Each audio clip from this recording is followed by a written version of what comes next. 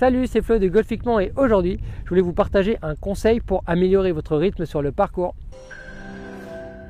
Alors, je voulais vous parler de rythme sur le parcours et d'avoir des meilleurs contacts et plus de régularité. Alors là, je vais aborder un axe, il y en a beaucoup d'autres et j'y reviendrai dans mes prochaines vidéos. Donc si ça vous intéresse, pensez à vous abonner à la chaîne YouTube de Golfiquement et pour aller plus loin, vous pouvez télécharger gratuitement mon livre numérique dans la bio. Alors je vois beaucoup de joueurs sur le parcours, lorsqu'ils vont taper la balle, ils ont tendance à s'arrêter après l'impact. C'est-à-dire, ils sont tellement concentrés sur l'impact qu'ils oublient tout ce qui va se passer après. Et en fait, là, ce qui est important, et l'image que je pourrais vous donner, c'est d'imaginer qu'un swing, c'est l'équivalent de 3 tiers. Un premier tiers où je monte, un premier tiers où je descends jusqu'à l'impact, et un troisième tiers de l'impact jusqu'au finish. Et en fait, très souvent, ce troisième tiers-là, il est complètement oublié par les joueurs. Et en fait, là, ce qui se passe, c'est un peu comme si le joueur, là, à l'impact, il coupait l'électricité et qu'il n'y avait plus rien après. Donc, il risque de perdre l'équilibre, il en oublie sa traversée, il en oublie son release et peut-être d'allonger un tout petit peu plus les bras.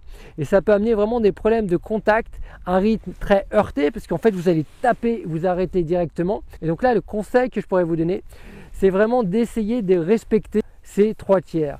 1, 2 et 3. Donc d'aller jusqu'au bout et essayer vraiment de tenir ce finish équilibré, de penser à bien lancer vers la cible, mais mettre peut-être un peu plus d'attention sur ce qui se passe après l'impact.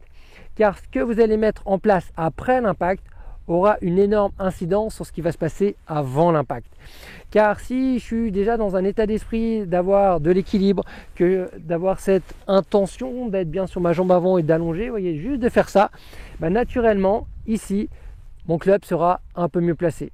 Donc ça peut aider certains joueurs qui sont parfois trop englués dans la technique, qui pensent trop à l'impact, d'avoir une intention, une image, d'être focalisés sur ce qui se passe après. Et là, ça permet vraiment de les libérer. Ils oublient un peu l'impact, ils oublient la balle, ils vont juste se concentrer sur ce troisième tiers. Et ça peut vraiment leur permettre de se libérer, de jouer beaucoup plus relâché et surtout d'avoir des contacts de qualité et peut-être même de gagner en distance, car il va être moins omnibilé sur ici, vous voyez, impact, je m'arrête, ou impact, je pars en arrière. Vraiment cette idée d'un swing global jusqu'au bout.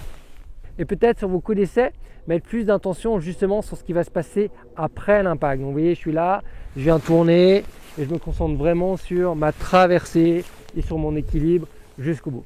Donc essayez de mettre ça en place déjà au practice, voir si ça vous convient, si ça vous permet justement d'être beaucoup plus libéré, d'oublier un peu ce qui se passe à l'impact, d'avoir une meilleure traversée et des meilleurs contacts. Voilà, si vous avez aimé cette vidéo, un grand merci de la liker. Moi je vous dis à très vite pour une prochaine vidéo. Golfiquement, bye bye.